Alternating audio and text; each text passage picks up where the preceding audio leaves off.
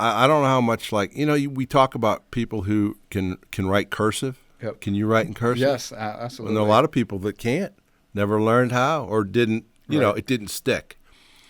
And then so when you see cursive written today, sometimes people can't even read it. There's people that can't read that. Yeah, I actually sent a letter to Jeff Bezos back in July this past year. Really? And a handwritten letter in cursive. And I typed up a version of it as well because I actually had sent him an email. And then he, well, not he directly, but the Amazon executive customer relations team got back to me saying to send a formal business proposal to their P.O. box. So right. And I was like, you know what? Let me actually take the time, write out a letter, handwrote it all in cursive. And that's something that. How's your cursive? Let me show you. Yeah. Yeah. Let's see if you can read it. I'm actually, after this, writing a letter. I already typed out and sent it to Donald Trump as well. Wow. But, I figured it wouldn't hurt to follow it up with a handwritten version as well. Hopefully they get it right. Yeah, I sent the emailed letter.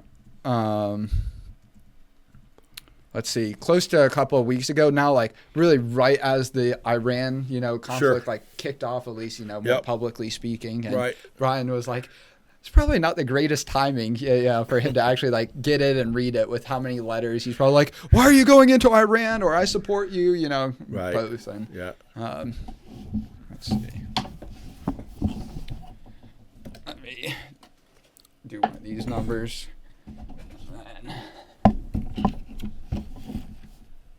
So this was the original email that I had sent. Okay. And then that was the response back to send the follow-up and then. Oh, okay. So. Yeah, it looks pretty good. That's legible. Yeah, definitely not like,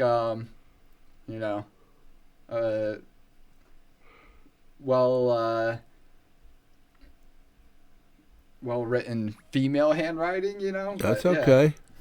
I'm a man, so. I know. Dude, that's actually pretty good. Yeah, my mom. I think. I mean, I don't know. I do get a lot of compliments on my handwriting, at least cursive. Mm-hmm. But yeah, my mom was like very particular about having us do like the tracing, sort of sheets growing up. Really? Like, yeah, having us trace the lettering on like the line paper. I remember that. Yeah, so. Yeah.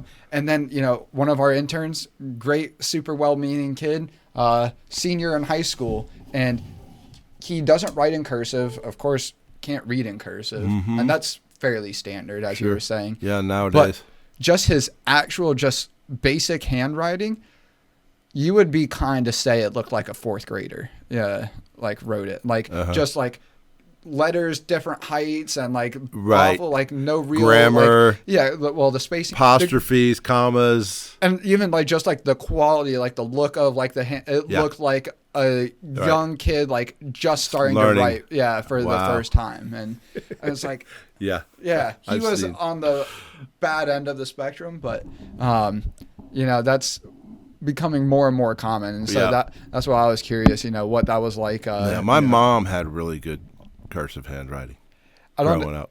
I don't know if you ever heard this working with my mom, but she can actually write both hands simultaneously, one going forward, the other going backwards. So she can write backwards in cursive. And so she actually, when her and my dad got together, she would write notes to my dad backwards in cursive, and then my dad would have to go into the mirror to, read the letters. That's like Da Vinci, man. Did you ever notice he used to write that way? Backward, like you were looking in a mirror. Right to left. Yeah. Yeah, I heard about that. Yeah. He used to do that for, I don't know, code or however what the reason was. I don't remember, but. I didn't I know that he wrote right to left, but I don't know in like the same sort of way that my mom did. But it's funny that you mentioned that. The branding around the Autonomous Humanity podcast is actually inspired by Leonardo da Vinci's Vitruvian Man. Okay. That's cool. If you're familiar with that. I am.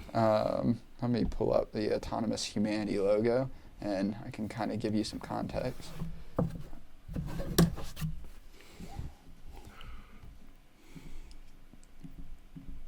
Actually, it would be in this clip here. I think is more surprising than the cursive is the fact that they can't read clocks. Oh, yeah. Brian was telling me this recently that he saw a video of this kid online where he was holding up his phone with like one of those AI apps up to a analog clock to have the AI app tell him what time the analog clock was indicating because he couldn't read it. For real? Oh, my gosh. Supposedly, right? You know, whether that was just, you know, a Wow. stunt to get views, but it wouldn't surprise me. Huh.